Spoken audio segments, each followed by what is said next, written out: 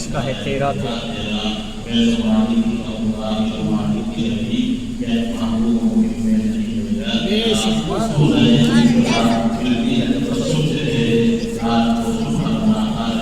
سبحان اللہ، سبحان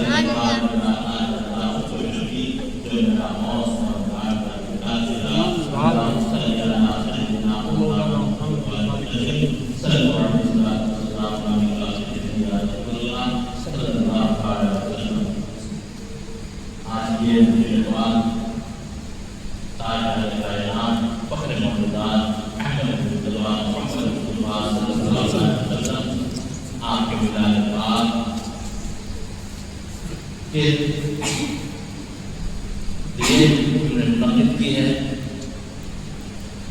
آج سے آپ تاریخ کو اٹھا کر دیکھو گے، یعنی مسلمان اہل سنت والجماعت کو سنی کہتے ہیں۔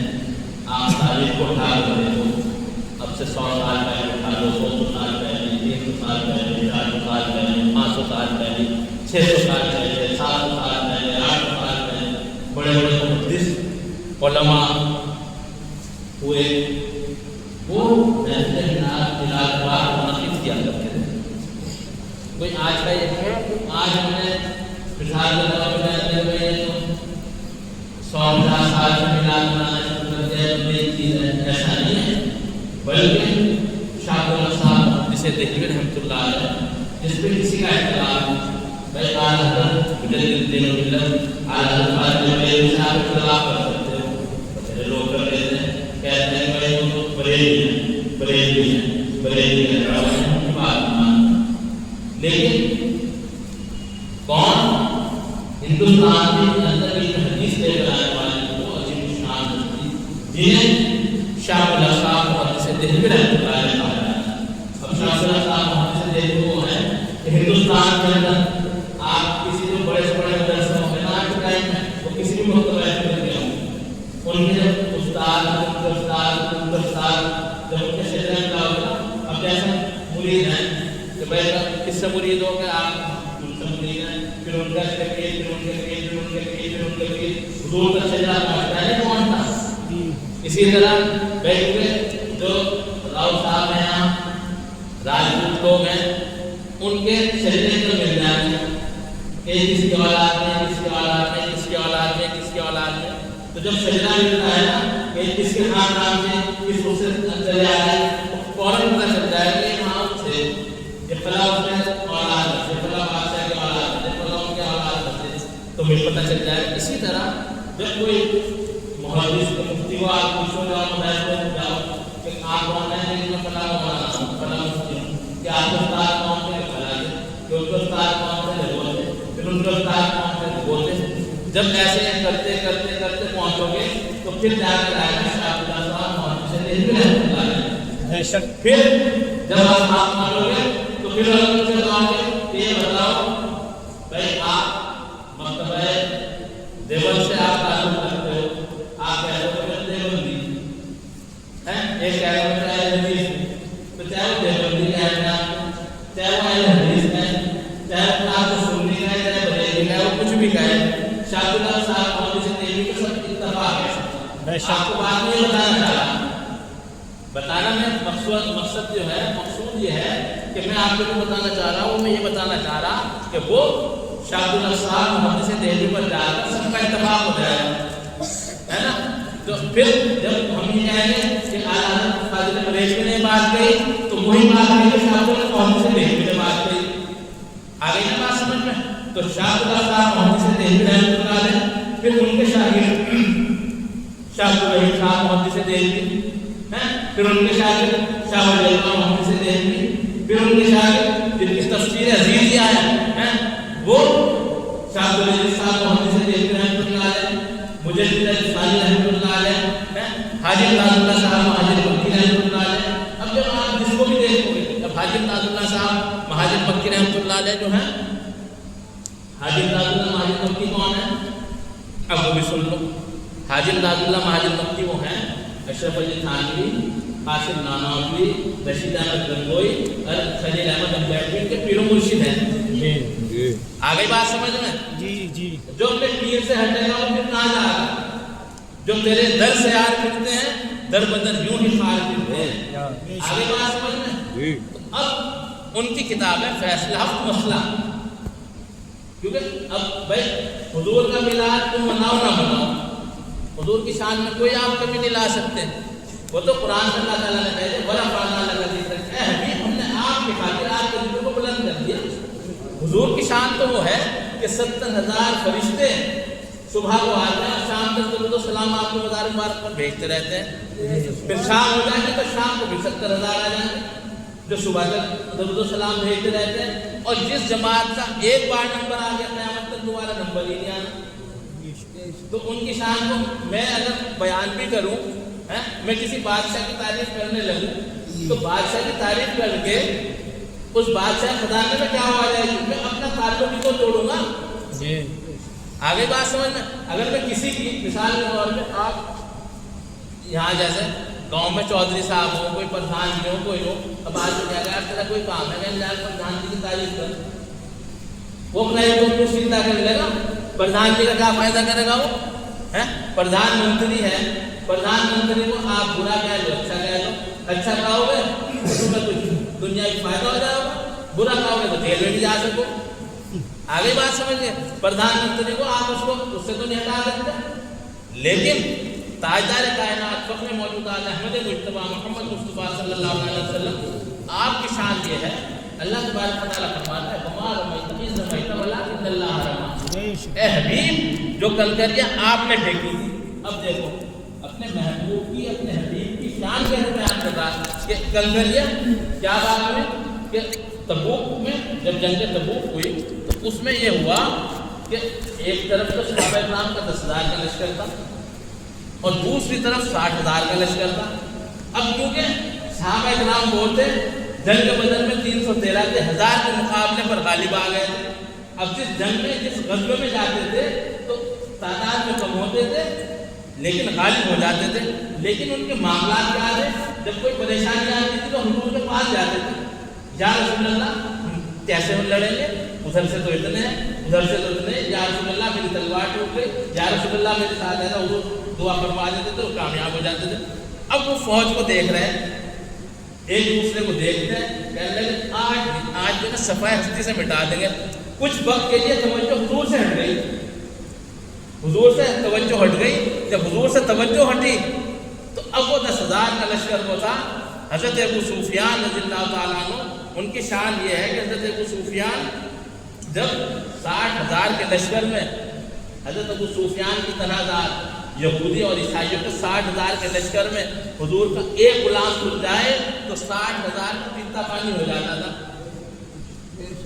جنگ یرموک میں جب وہ یہودیوں کے پیر اکھڑ گئے، جب پیر اکھڑے تو بھاگتے ہوئے اب جنگ میں 2 فوجی اندر سے انہیں گرفتار کر دیا، انہیں پکڑ لیا، بھاگتے بھاگتے لے چلے. حضرت خالد بن ولید رضی اللہ تعالیٰ عنہ نے پلٹ کو پوچھا کہ فلاں کہاں وہ صحابی، وہ میرے دوست کہاں ساتھی؟ کہا کہ حضور انہیں تو پکڑ کر وہ لے گئے. آگے اچھا اب تنہا خالد بن ولید رضی اللہ تعالیٰ عنہ نے اپنا گھوڑا دوڑا دیا اور 60,000 کے لشکر میں گھس گئے اور کہا کہ اے یہودی تو رکو. ایک آواز میں 60,000 کو روک دیا. تو وہ 10,000 غلام حضور کے ساتھ ہیں جس نے 60,000 کا لشکر ہے، وہ حضور کا ایک غلام ہے. کہا کہ قسم ہے پروردگار کی میں سیف اللہ ہوں، اللہ کی تلوار، حضور کا غلام خالد بن ولید ہوں. اگر میں نے 2 ساتھی بنا چھوڑا، قسم ہے پروردگار کی جس کے قبضے میں خالد کی جان ہے، تو ان میں سے ایک کو جانے نہیں دینا، ایک کو جانے نہیں دینا. وہ ڈر گئے، انہیں 2 کو چھوڑ کے بھاگ گئے. تو اب تبوک کا موقع ہے. اب صحابہ اکرام ایک دوسرے کو دیکھ کر خوش کہنے لگے آج تو کر دیں گے کام، حضور کے دشمن آ رہے ہیں. اب حضور سے توجہ ہٹی. جب پہلے کمزوری میں تھے تو یا رسول اللہ ہم کیا کریں، یا رسول اللہ ہم کیا کریں، یا رسول اللہ ہم کیسے لڑیں. اب کہا کہ آج تو طاقت ہے، 10,000 کی مسلح فوج ہے، گھوڑے بھی ہیں، تلوار بھی ہیں، تیر بھی ہیں، بھالے بھی ہیں، ابو بکر بھی ساتھ ہیں، عمر بھی ساتھ ہے، علی بھی ساتھ ہے. تو اب کہنے لگے آج تو کام تمام کر دیں گے. اب کیا ہوا، اتنی تیز توجہ ہوئی تھی یہود انہوں نے کفار نے حملہ کیا اور حملہ ایسا کیا ایک دم وہ 10,000 کا لشکر تیتر بیتر ہو گیا. اب پتہ نہیں کون کدھر ہے, صرف 80 صحابہ اکرام حضور کے ارد گرد رہ گئے, آپ کے چاروں طرف 80 صحابہ اکرام رہ گئے. اب 10,000 کا پتہ ہی نہیں. اب سرکار دو عالم صلی اللہ علیہ وسلم نے کہا, ایک صحابی سے عرض کی, حکم کیا, کہا کہ لاؤ مجھے خاک اٹھا کے مٹی اٹھاؤ. جیسے کہا تھا آپ جس خچر مادہ خچر پر آپ تشریف فرماتے رونق افروز تھے جس پہ بیٹھتے تھے, فوراً وہ ایسے زمین پر بیٹھ گئی. جب کیسے بیٹھتا ہے تھوڑا بھائی, آپ گاؤں دیہات کے رہنے والے آپ جانتے ہیں, وہ ایسے بیٹھ گئی وہیں, اس کا پیٹ زمین سے لگ گیا. حضور نے کنکریاں اٹھا لی, ایک مٹھی خاک اٹھا لی. جب خاک اٹھائی, وہ کنکریاں اٹھائی, تو پھر آپ نے کچھ پڑا اور اس کو پھینک دیا کفار کی طرف. تو اللہ تعالیٰ فرماتا ہے وما رمیت اذ رمیت ولکن اللہ رمی. اے حبیب, وہ کنکریاں جو آپ نے پھینکی تھی, کس نے, آپ نے پھینکی تھی. پہلے کہہ دیا کہ آپ نے پھینکی تھی, فرماتا ہے وہ آپ نے تھوڑا ہی, وہ تو ہم نے پھینکی تھی. تو کہا کہ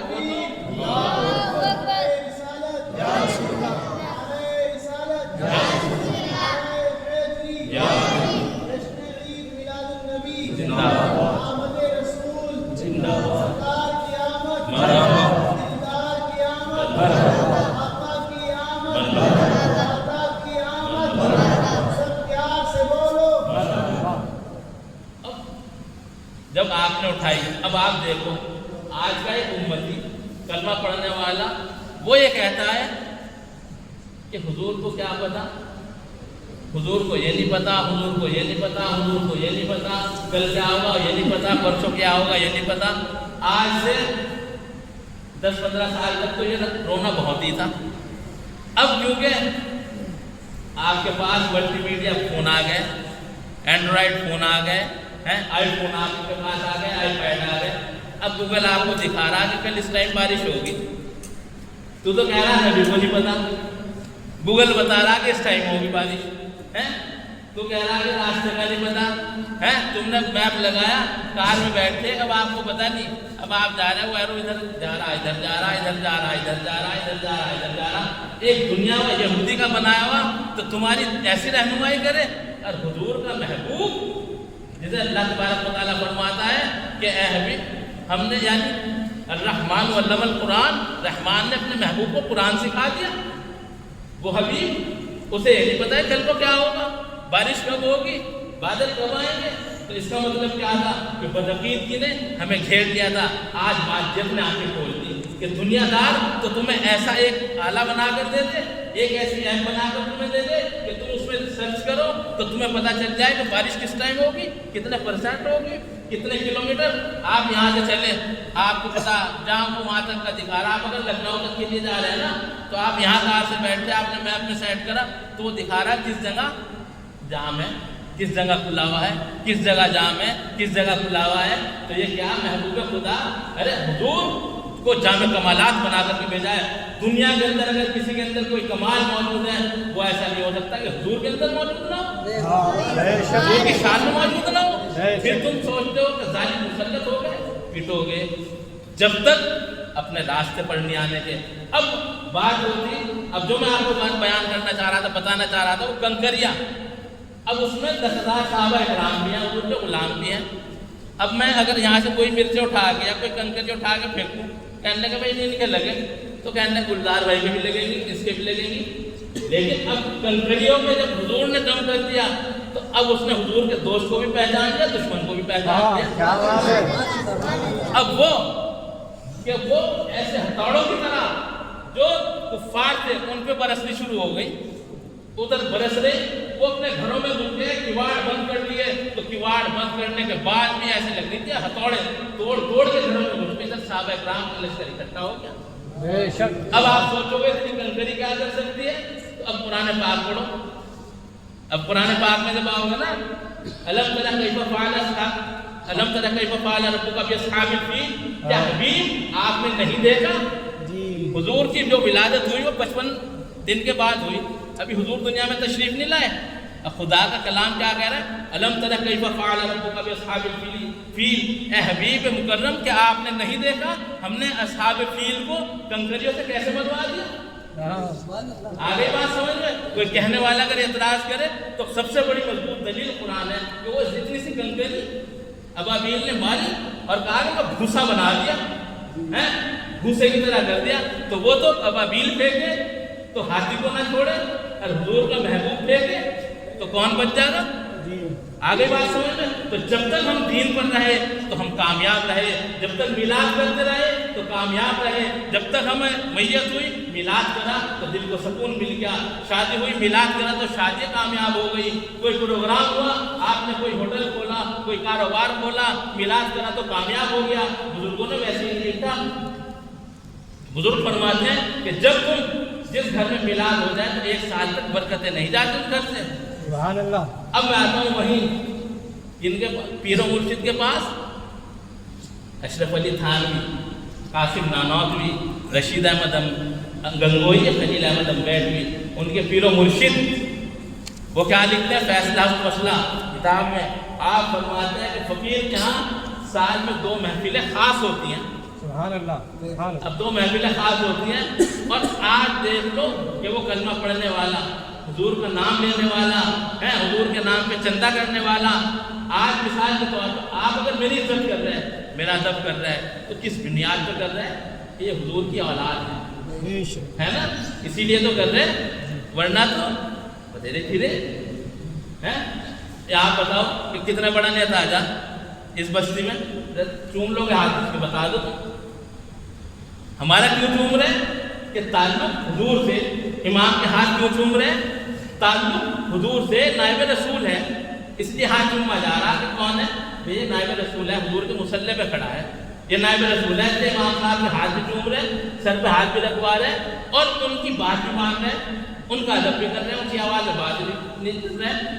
اور اگر کوئی آپ کو ذرا سی کوئی بات کہہ دے تو آپ مارنے مرنے کو تیار ہو جائے، امام صاحب ڈانٹ کے بگا لیں، چپ چاپ کہو امام صاحب کو غصہ ہو رہا بھائی آج تو موڈ خراب ہے، سفید داڑھی بھی، بڑے بزرگ بھی، بھائی آج امام صاحب کا موڈ خراب ہے، غصے میں آج یار اجے حضرت آپ غصے ہو گئے، میرا مطلب یہ نہیں تھا، یہ تھا یہ نہیں تھا، کیوں؟ صرف اس وجہ سے یہ نائب رسول ہے۔